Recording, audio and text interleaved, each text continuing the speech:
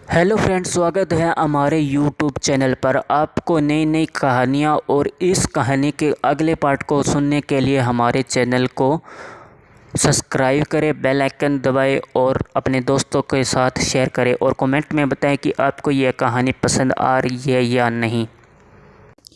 चीकू और बिन्नी दोनों ही शिवम के जाल में फंस चुकी थी। शिवम ना जाने उनके साथ क्या करने वाला था। यही सब सोच सोच कर चीकू का दिमाग खराब हो रहा था और बिन्नी को लेकर भी परेशान थी। शिवम ने बिन्नी के साथ क्या किया होगा, वो सही तो होगी ना। उसे खुद की इतनी परवाह नहीं थी जितनी उसकी थी। वहीं बिन्नी की भी यही हालत थी, वो भी चीकू को लेकर परेशान थी। शिवम ने दोनों लड़कियों को अलग अलग रखा था क्योंकि वो समझ गया था कि ये दोनों एक दूसरे से बहुत प्यार करती है और अगर साथ रही तो इन्हें अलग नहीं किया जा सकता। कुछ देर बाद शिवम फिर से चीकू के पास आया और इस बार उसके हाथ में एक और बैग था।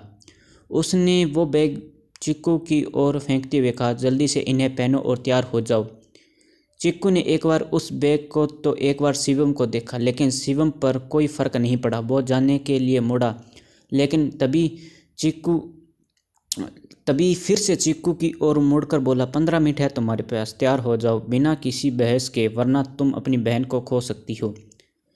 चीकू ने जब यह सुना तो उसे बहुत गुस्सा आया। वो उठी और शिवम के करीब आकर उसे के गाल पर थप्पड़ मारने को हुई थी कि शिवम ने उसकी कलाई पकड़ कर कहा, अभी तो बहुत बातों पर तुम्हें मुझे मारने का मन करेगा, लेकिन अफसोस अब तुम बहुत कमज़ोर हो, कुछ नहीं कर सकती हो। इसलिए अपने इन कोमल हाथों को संभाल कर रखो और जल्द से तैयार हो जाओ, कुछ देर में शादी है तुम्हारी।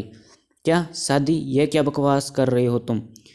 चीकू अपना हाथ छुड़ाने की कोशिश करती हुई बोली। शिवम, ओह ऑफ कोर्स, शिवम ने चीकू का हाथ छोड़ते हुए कहा, मैंने सोचा कि तुम अनाथ का भला कर देता हूँ, मुझे पुण्य मिलेगा और तुम्हारी शादी हो जाएगी फ्री में, यह सही है ना? चीकू शिवम को खा जाने वाली नज़रों से देखने लगी तो शिवम हल्का सा मुस्कुरा दिया और बोला, तुम जाना नहीं चाहोगी? तुम्हारा पति कौन होगा? चीकू कुछ नहीं बोली तो शिवम बोला, चलो यह तुम्हारे लिए सरप्राइज़ रहा, अब तुम्हें शादी के बाद ही पता चलेगा कि तुम्हारा दूल्हा कौन है। चीकू ने शिवम के दिए हुए बैग को फेंक दिया और गुस्से में बोली, तुम होते कौन हो यह सब करने वाले? मैं तुम्हें ऐसा कुछ नहीं करने दूंगी।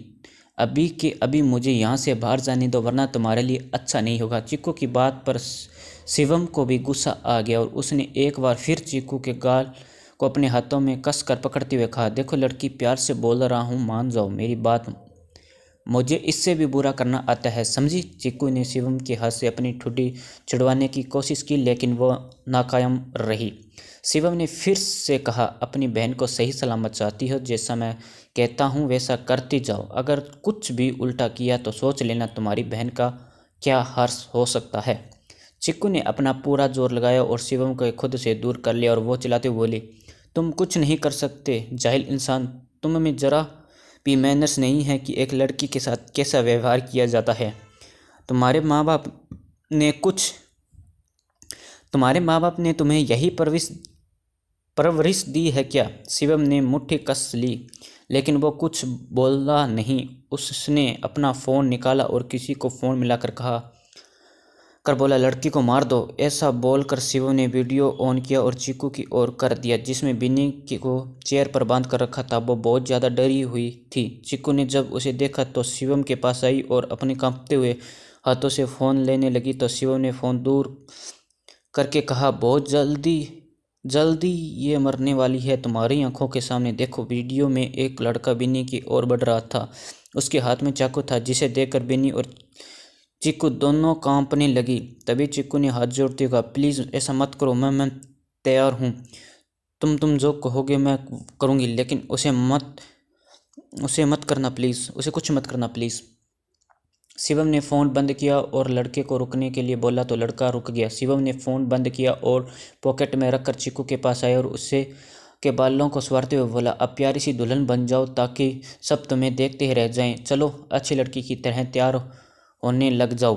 शिवम चला गया तो चिक्कू ज़ोर शोर से रोने लगी। वो काफ़ी देर तक रोई और फिर उठकर तैयार होने लगी। तभी उसके रूम का दरवाज़ा फिर से खुला। एक लड़की उसके पास आई और बोली, मैं आपका मेकअप करने वाली हूँ, क्या आप रेडी हैं? चिक्कू ने हाँ में गर्दन हिलाई तो लड़की उसे तैयार करने लगी। मेहता हाउस में अचानक से शादी की तैयारी होने लगी थी। मंडप सज चुका था लेकिन मेहमान कोई नहीं था। यहाँ तन्वी और रवि के अलावा घर के नौकर थे। उन दोनों को भी समझ में नहीं आ रहा था कि यह सब हो क्या रहा है। तन्वी बार बार रवि से पूछ रही थी कि यह सब क्या हो रहा है, लेकिन रवि भी बार बार अपने कंधे उचका देता। शिवम जब आया तो तन्वी ने पूछा, भाई ये सब क्या हो रहा है, कोई बताएगा मुझे? शिवम ने हल्की मुस्कान के साथ तन्वी का गाल छूकर कहा, आज अपने घर में शादी है बेटा, बहुत स्पेशल इंसान की। शिवम ने यह कहकर जाने ही वाला था कि वो रुककर बोला, 2-4 मेहमान और होने चाहिए थे ना, किसको बुलाया किसको? तभी उसने तन्वी से कहा, तन्नू बेटा एक काम करो, तुम अपने सब दोस्तों को बुला लो, बोलो अर्जेंट है, अभी आना है। तन्वी ने हाँ में मुंडी हिला दी तो शिवम ने फ़ोन निकालते हुए कहा, मैं राज अंकल की फैमिली को बुला लेता हूँ। शिवम ने राज को फ़ोन किया और बोला, अंकल आप जहाँ कहीं भी है तुरंत घर आ जाइए, खुशी आंटी और रेहान को लेकर जितना जल्दी हो सकते हो पहुँचो। It's urgent. राज कुछ कहता उससे पहले ही शिवम ने फ़ोन रख दिया और चला गया। इधर राज जल्दी से घर आए और खुशी को शिवम के फ़ोन के बारे में बताया तो यह सब मेहता हाउस के लिए निकल गई। कुछ ही देर में राज और खुशी दोनों वहां आ गए तो खुशी ने तन्वी से पूछा कि सब ठीक तो है ना? तन्वी ने भी रवि की तरह कंधे उचका दिए।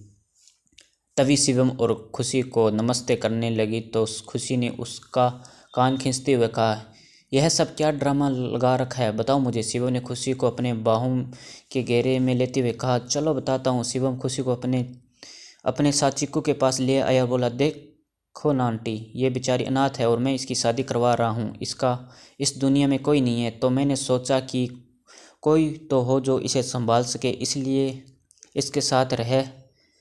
बताओ इसमें क्या गलत कर रहा हूँ मैं? खुशी ने चिक्कू को देखा और बोली, ये तो वही लड़की है जो उस दिन पार्टी में थी है ना शिवम?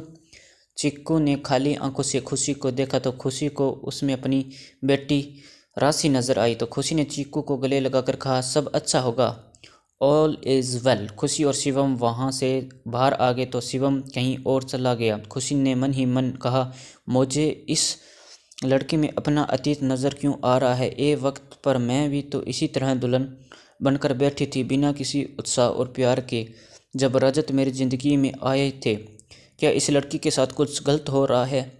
मुझे उससे पूछना होगा। यह सोचकर खुशी वापस मुड़ी और चिक्कू के पास चली गई।